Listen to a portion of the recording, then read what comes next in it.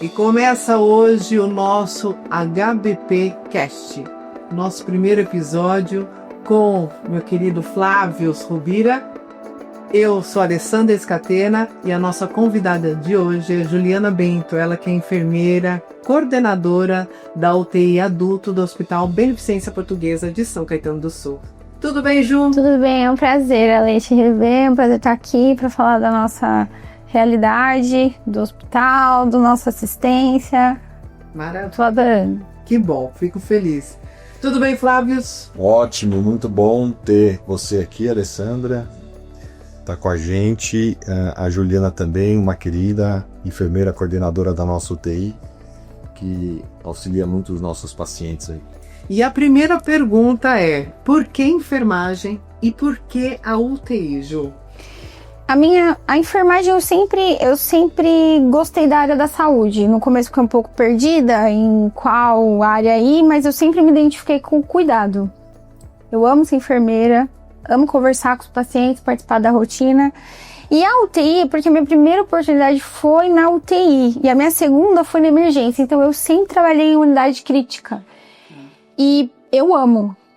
E isso são quantos anos já? 15 anos. 15 anos. Só, na UTI, 15 anos. Sempre trabalhei na UTI. E tive uma passagem pela emergência, tive um setor crítico, mas eu me identifico com a UTI. Porque eu acho que é muito bacana você ver um paciente crítico com potencial de cura, e você vê essa transição, e ele ir pra casa, e ele essa evolução, e ele voltar, e ele te agradecer, e às vezes você, hoje em dia, adiciona no Instagram, e você vê ele vivendo, e é muito bom. Outro dia eu fiz um print, mandei pro Flávio, um paciente, eu postei lá, eu passando o pique, ele, quem passou o meu? Eu!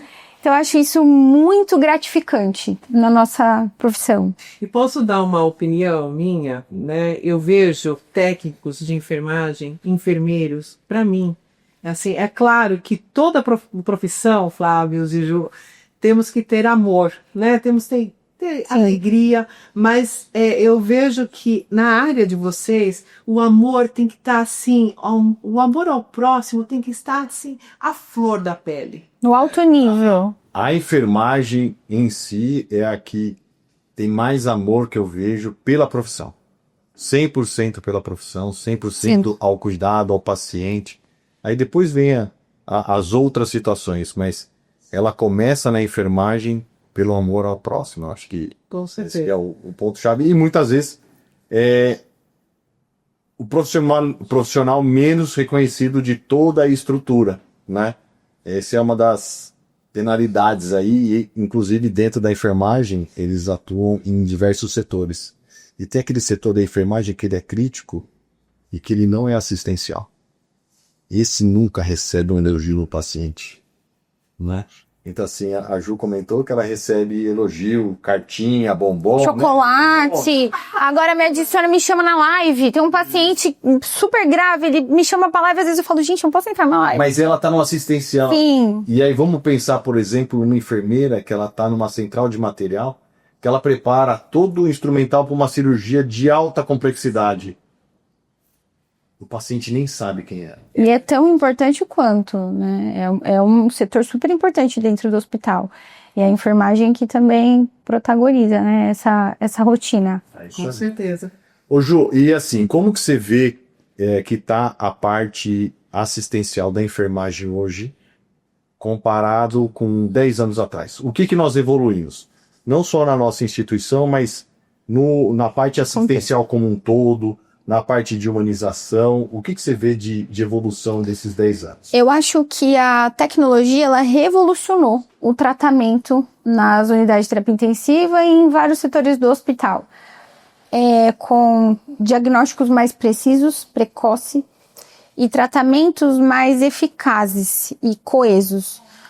Uma das tecnologias é a terapia de substituição renal, a Prisma, que a gente tem. A gente tem 4 máquinas, sendo uma das mais modernas.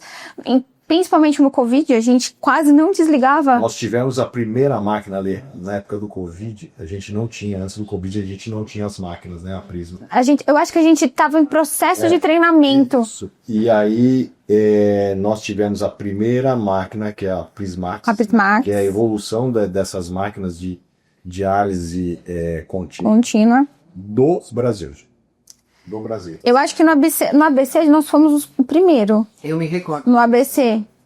E assim, a gente na terapia intensiva, alguns pacientes que têm uma falência renal, eles necessitam de uma terapia de substituição renal. Porém, a terapia convencional ela acaba sendo agressiva para o paciente crítico, que fisiologicamente ele está muito instável.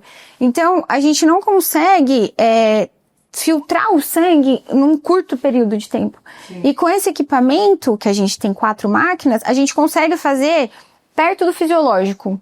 A gente fala que o SET é igual um rim. Eu e a equipe de nefrologia, né? Então a gente trata realmente o SET como um rim, uma substituição renal mesmo.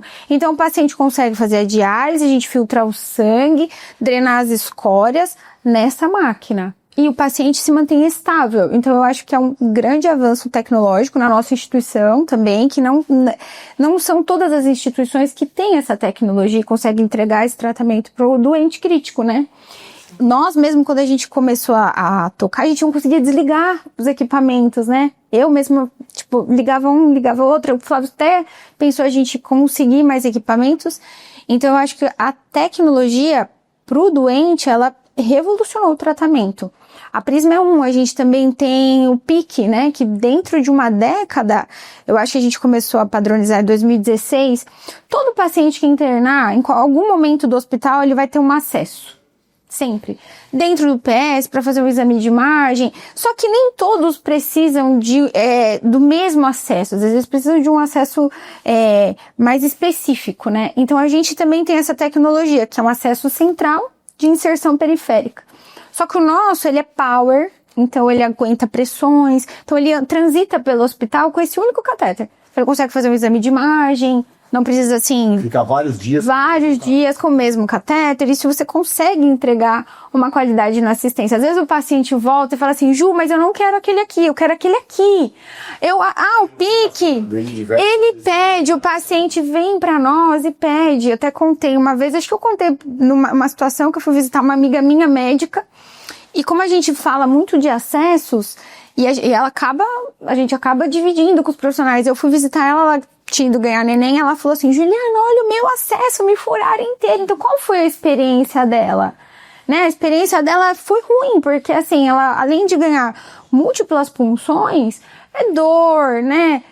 Então, assim, a gente consegue com a tecnologia entregar uma qualidade no tratamento. Sim. Então, o paciente chega, a gente avalia a prescrição, a gente avalia o tempo de internação e já passa um catéter de inserção periférica. O nosso também é outra tecnologia que a gente tem, que é o 3CG, que a gente consegue liberar o catéter beira-leito com avaliação do enfermeiro do posicionamento da ponta. Através de um eletro intracavitário, com uma onda P identificável, a gente consegue, na hora do procedimento, liberar esse catéter totalmente central, né? Que é o que fica na junção cavo-atrial. Então, você pode colocar drogas vasoativas nesse mesmo catéter. Quem faz esse procedimento é o enfermeiro, beira-leito. Algumas instituições, alguns médicos fazem, mas na grande maioria é o enfermeiro, né? E na parte, assim, multidisciplinar, o que você viu de evolução nesses 10 anos? Você falou um pouquinho de equipamentos, tecnologia, mas sim. E na parte de cuidados mesmo, da equipe de enfermagem, ela está mais preparada, mais humanizada, a equipe multi mudou, como que... Eu acho que a multidisciplinariedade é uma coisa que evoluiu muito, então assim, dentro da UTI a gente tem visitas diárias, então fonoaudiólogo, nutricionista e a humanização. Você acabou com um olhar, eu acho que na última década a gente começou a olhar para o doente com um olhar mais empático, menos corrido, sabe? Conversar. Mas às vezes eu tô sentada, eu vejo o paciente contando. Ele chega, a gente colhe a história. pergunta. Quando vai passando o dia, você vai andando com ele, ou sentando, ele vai soltando, aí ele vai contando. E aí, às vezes, a gente descobre. Aí eu vou lá e falo, doutor Sandro, ele falou isso, mas ele não me falou. Então, isso é durante o acolhimento, durante o cuidado, que ele vai se sentindo confortável e vai falando coisas pra você, né? Outro dia o paciente falou assim pra mim, a gente foi ajudar ele a sentar, ele falou assim, olha, eu tomei o remédio da minha esposa, da sua esposa? Então, acabou o meu, Ju. Eu acabei que eu tomei da minha esposa. Tá escrito a arritmia dele, ele tomou o comprimido da esposa, mas ele não contou pro médico, tipo, na hora da história. Então, eu acho que quando você tem mais humanização, você consegue entregar uma terapia de melhor qualidade, o conforto, ele lembra de você, é muito gratificante. Outro dia eu e o Fabio, a gente foi passar um pique, aí no final a gente descobriu, o seu Miguel, ele falou assim, olhou assim e falou assim, nossa, muito obrigada, não doeu nada. Aí o Fabio, nossa, ganhei meu dia, a gente ganhou o dia. Então eu acho que evoluiu muito a humanização, a gente olhar mais o doente como pessoa e ter tipo uma troca, sabe? Trazer ele assim pra ouvir mais, sabe? Cuidar, além do cuidado. Você acha que isso mudou durante o Covid? Acho que sim. Essa humanização, sim. Né, Flávia? Eu acho que sim. Acho que o Ela Covid estava acontecendo, mas acelerou, né? eu acho que acelerou muito. Ela já estava... Como a tecnologia acelerou também no Covid. Foi muito sofrido, muito doído. O período do Covid, às vezes eu falo que eu acho que a gente congelou no tempo, assim, porque por mais que a gente viveu, assim, o Covid, a gente de hospital viveu o Covid sempre, full time. Eu lembro, às vezes, do primeiro paciente do Covid. Eu lembro das pessoas com medo, limpando as portas, tipo, veio um padre orar, e como ele falou que era de São Paulo, e foi em São Paulo, as meninas quase jogando álcool no coitado do padre. Então, assim, a gente acelerou. Eu acho, sim. O que acontece? A gente não tinha visita no Covid. Então, a gente ficava com o celular. E aí, o que acontece? A gente via a família com o doente. Então, assim, era chamadas de vídeo. Então, eu via a família. Eu via os filhos. Então, eu via eles falando assim, olha, o papai vai dormir, mas daqui a alguns dias a gente acorda. Então, a gente orava. Então, eu acho que sim. Eu acho que o Covid, ele trouxe muito mais esse acolhimento, esse você ficar perto do paciente, você querer saber, que antes era um pouco mais do médico, né? O médico colhe a história, assim, para poder identificar. Então, a gente acabou fazendo esse trabalho. A gente tinha um trabalho de chamada de vídeo, né? Isso. Com os doentes. Colocar hino para eles ouvirem, respeitar a fé deles. Às vezes... Cartinha, né? Carta! Era um monte de coisa que a gente tinha que descobrir o que fazer para amenizar. Sim. E, ao mesmo tempo, como que vai ser, quanto tempo que vai ser.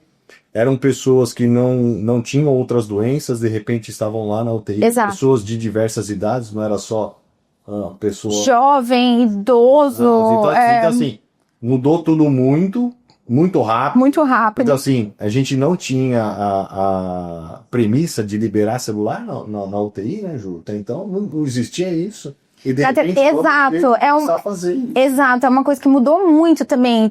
Tirar o celular do paciente é um pouco complicado hoje, né? A vida.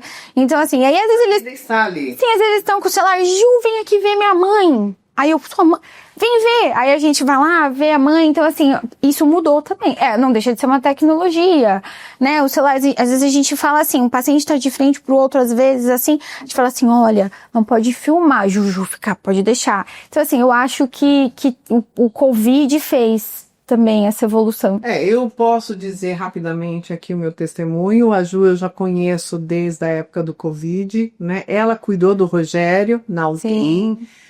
Ela me deu, assim, um respaldo não só para mim, mas para todas as famílias que ali estavam no mesmo bairro que eu estava, com os seus entes, com os seus parentes, com as pessoas que amávamos ali dentro da UTI. Então, como o Flávio falou, tinha as cartinhas que nós podíamos extrair. Pegar, sim. As cartinhas. A Ju foi uma pessoa muito abençoada, porque quando o Rogério também entubou, eu pedi para ela sendo cristã também, e eu pedi para ela colocar os louvores, né, do ladinho do ouvido do Rogério. A gente colocava. Ela pegava o próprio celular e colocava no ouvido do Rogério, né? Não sei se escutou, enfim, Deus é que sabe. Mas assim, eu tive um respaldo e eu digo novamente, não é porque eu sou Alessandra Scatena, mas eu sei que todos ali que estavam na mesma situação que eu tiveram esse respaldo, tiveram essa questão da humanização, do aconchego. Sim. Vem cá, por mais que nós não pudéssemos ter o contato físico com as pessoas que ali estavam dentro da UTI, mas vocês tornavam aquele elo um pouco menos sofrido para nós, né? Então eu só tenho que agradecer Eu vou chorar. a Gil. Eu não vou chorar porque eu Não trabalhei vamos chorar. Hoje eu trabalhei o dia inteiro isso com Deus, porque eu sou muito grata a Ju, a toda a equipe, Sim. ao Flávio, ao Rubira, enfim, a todos do Hospital Beneficência Portuguesa de São Caetano do Sul, que fizeram esse trabalho lindo durante a Covid. E é um prazer ouvir isso. Isso que, sabe, é gratificante na nossa profissão. Eu amo ser enfermeira. Amo acolher, oferecer uma água. O Rogério também foi um que marcou muito, acho que também, porque eu vi o áudio dos filhos, é o que eu falei, a gente acabou ficando muito junto. Você entrou na família. Né, uma coisa que não tinha, de vários. De vários, assim, né? Às vezes a gente via, assim, teve um dia que, respeito, a gente tinha que vir reconhecer, né, o corpo antes da gente poder ir, e algumas famílias não queriam, a gente chorava. A gente falava, um dia eu falei assim, não, a senhora entra. Ela, não quero. Eu falei, não, mas entra. Porque eu conversei com ele, né? Então, assim, a gente acabou criando vínculos, né, fortes, assim, com os pacientes, com as famílias. Às vezes eles iam de alta e falavam assim, hoje eu vou trazer meu filhinho aqui pra você conhecer. E eles traziam, né? Então, assim, é isso que é gratificante da enfermagem. Eu acho que, assim, o cuidado, que nem às vezes eu falo assim, minha filha é enfermeira. Eu falei, mãe, sabe o que eu faço de verdade? Ela falou, é verdade, assim, ó, eu troco, eu levo pro banheiro, e assim, é muito legal. E quando a gente tá fazendo isso, eles vão conversando, sabe? Aí a gente volta eles pra câmera e fala, assim, é uma gratidão, que assim, eles falam assim, nossa, Ju, muito obrigada. Eu falo, não, que nada, é nosso trabalho. Então, é isso que é muito bom. Puxando isso daí, Ju, conta pra gente um caso marcante pra você. Eu tive alguns, né? É muito difícil. Primeiro que vi. Um marcante, assim. O Gerbário foi um marcante, mas vou falar um outro do Covid bem marcante. Foi uma menina de 19 anos. Eu lembro exatamente o dia que ela chegou. Eu lembro que eu puncionei a PAI nela e fiquei conversando. Ela foi pra ECMO. E ela veio a falecer com 19 anos, no 4º dia. E a gente, assim, fez por ela tudo que a tecnologia, sabe, pôde oferecer à medicina. Ela, E o tudo. que tinha de conhecimento até aquela época, Sim. né? Porque também Foi no começo também. muitas vezes foi feito tudo que se tinha de conhecimento Naquela época. Estamos falando do primeiro vídeo. Sim, do primeiro ano, né? Ainda não Primeiro ano.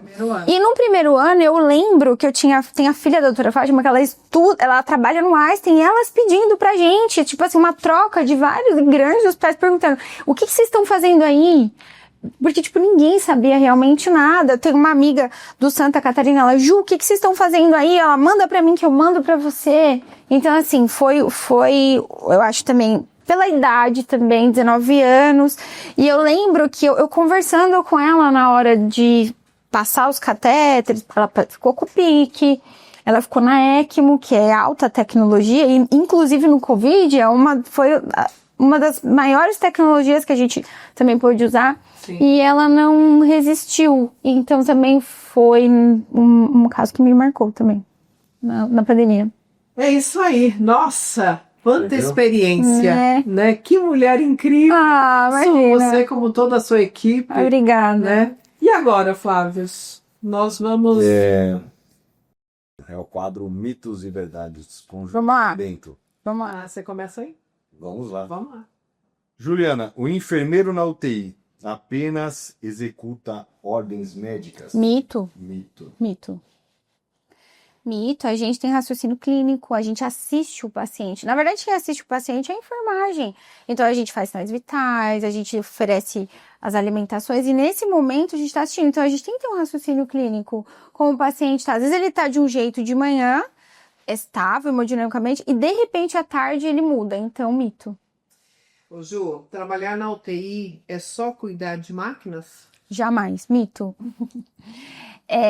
Sim, dominar equipamentos complexos, tecnologia avançada, mas ter humanidade, ter empatia, oferecer uma água, ser cristã, né? Ter empatia, se colocar realmente. Vou falar assim, o paciente é um amor de alguém. Realmente, ele é um amor de alguém, importante para alguém. É isso. Somente o médico pode identificar deterioração clínica? Mito. Mito. Às vezes o paciente fica a manhã inteira sem, por exemplo, ter um débito urinário, fazer uma necessidade fisiológica, é um sinal hemodinâmico. Somos nós que assistimos de novo e comunicamos. Olha, doutor, faz 6 horas que não, né? Tá bom, vamos fazer um volume. Mito. Maravilha. Enfermeiros da UTI precisam atuar também na gestão? Verdade. Verdade, precisam. Até o enfermeiro assistencial, mesmo que não é gestor, porque hoje tem um enfermeiro referência, o coordenador, porque ele faz a gestão da equipe dele, a gestão dos exames, ele tem que garantir que os exames sejam feitos, ele tem que muitas vezes cobrar o pedido do médico, doutor, olha, falou do CAT, mas não tem o pedido, né? Então tem que ter gestão de processos e pessoas. Tá. A UTI é um local onde não há humanização? Mito. A UTI é o lugar que deve ter humanização, principalmente o paciente está crítico, então às vezes a família fica assustada, às vezes o paciente está crítico, está entubado, não consegue, né, demonstrar nada, mas a família chega assustada e a gente tem que ter humanização, empatia, acolher, explicar. Às vezes eles choram, se oferece você quer uma água com açúcar, quer sentar, então essa humanização tanto para o paciente quanto para a família. Da consciente, exato, como para os familiares. A humanização. Ô Ju, o enfermeiro da UTI tem papel central na segurança do paciente? Sim, verdade. Porque ele participa de todos os processos, como o Flávio falou, desde o processo mais simples até o mais complexo. Então, a segurança do paciente, ela vai desde ele ficar restrito ao leito na cama, né, por risco de queda, então a gente tem que estar ali assistindo ele o tempo todo, quanto você oferecer uma comida. Então, às vezes, o idoso, você tem que sentar ele, oferecer devagar, segurança na administração da medicação, a gente tem tripla checagem. Quando a gente vai administrar um determinado medicamento, faz parte da segurança, a gente coloca as pulseiras de identificação de alergia. Então, é o enfermeiro que faz essa gestão também, identificação do leito, tudo gestão de segurança que é executado especificamente pelo enfermeiro. Maravilha. Vamos para a nossa última pergunta? Vamos lá? Juliana, o que você vê na parte assistencial que ainda precisamos melhorar, né? E o seu sonho, né? Um sonho, tanto para você como para a sua equipe. Conta um pouco pra gente. Eu acho que ainda, precisa melhorar. Eu ainda acho que um alto nível de conhecimento técnico. Uma equipe com alto nível de conhecimento técnico. E também esse é meu sonho. Ter uma equipe com alto nível de conhecimento técnico. Aí o Flávio me conhece, eu adoro uma tecnologia, um procedimento, uma inovação com alto nível, porque o conhecimento técnico e com amor, porque você consegue entregar uma qualidade da assistência, né? E com amor, com excelência, não tem como, ele vai lembrar de você. Antigamente a gente falava que o paciente na UTI, ele não lembrava de nós, porque ele lembrava mais de quem cuidou dele no andar. Porque ele ficava muitas vezes entubado, confuso, e não, hoje não. Ele lembra de nós, porque ele lembra às vezes da nossa voz. Às vezes, outro dia, o paciente falou assim, nossa, eu lembro de você. Eu falei, era da minha voz. Porque ele tava agitado e eu falava assim, calma, a gente vai tirar o seu tubo. Então, calma, a gente vai tirar o seu tubo. Amanhã você vai me ver. E aí ele falava assim, eu lembro de você. Eu falei, não, era da minha voz. Então, eu acho que hoje, esse essa junção. Uma equipe com alto nível técnico e prestando um cuidado com amor. Os dois. Junto. Amor. Próximo. Em nome do hospital, você aqui como representante, agradecer a toda a equipe de enfermagem do hospital. Muito obrigado pelo que vocês fazem por nós e pelos pacientes. Eu acho que vocês, em conjunto com os médicos, conseguem transformar. Agora, só o médico sozinho, sem a parte assistencial, não daria conta de fazer. Não. Só não faz verão. Viu? É isso que também eu acho que é importante, a importância da disciplinaridade, né? Tipo, a gente hoje, eu também tem uma coisa que mudou muito nessa década. Os médicos mais antigos, a gente hoje em dia trabalha muito mais em conjunto com os médicos. Os médicos, eles já chegam procurando enfermeiro. Eles já chegam... Uma dinâmica de muito coesa, assim. Eles já chegam... Quem é o enfermeiro que tá aqui? Ai... Tipo assim, sabe? Então, tipo assim, eu já vejo, assim, que eles enxergam a importância... Vocês são essenciais. Do enfermeiro. Às vezes eu falo, nossa... Porque, assim, é legal, não vou falar. E eu vi essa mudança na última década. Dessa equipe coesa, né? Então, assim, a gente... sempre a gente, né, correu muito atrás do médico, mas eles hoje vêm muito pra nós, assim. Uma coisa muito legal, às vezes eles falam assim, paciente difícil, tipo, tá um NR alargado, eles falam assim, Ju, dá pra passar um pique? Porque realmente é mais seguro. Então, assim, a gente hoje trabalha muito em conjunto. Então, eu também tenho que agradecer muito que eu assim, eu valorizo muito a equipe médica e, assim, tudo que a gente conseguiu também, foi em conjunto com eles. A tecnologia de substituição renal foi com o nefro, não consigo trabalhar sem eles, a gente, né, trabalha em conjunto. E os intensivistas, né, que, tipo, são médicos altamente treinados também e que nos ajudam, né, no dia a dia nos apoiam e trabalham em conjunto. Então, realmente... Tem que ser um mega especialista, né, tem que saber... E tem que ser muito... eu falo que o intensivista... Da próxima, né, Ale? Às vezes a gente fala assim, Ele fala assim, pô, Ju, o cardiologista veio. Sandra, ele só olha o coração. Né? O intensivista, ele olha o paciente num completo, realmente, né? Ele olha coração, ele olha a parte pulmonar. Então, assim, realmente precisa ser um puto especialista. É o nosso próximo papo, hein? Anote aí. Ju, muito Eu obrigada. que agradeço. E eu também, em nome de todos os pacientes e familiares, Prazer, foi um prazer. Prazer de coração que falar. fazem parte dessa grande família, né, de técnicos e enfermeiros, enfim, todos os funcionários do Hospital Beneficência Portuguesa de São Caetano do Sul. Vamos terminando por aqui o nosso primeiro HDP Cast. Gostei, hein, Flávio? Foi muito legal. Prazer, Obrigada, foi um prazer participar. Obrigada. Viu? Beijo no coração de todo mundo. É isso aí. Então, até a próxima. E espero que todos tenham gostado muito do nosso bate-papo. Então, fique... Siga as nossas redes sociais, né? Gente, nosso Instagram, o nosso YouTube, tá certo? Então, até a próxima. Tchau, tchau.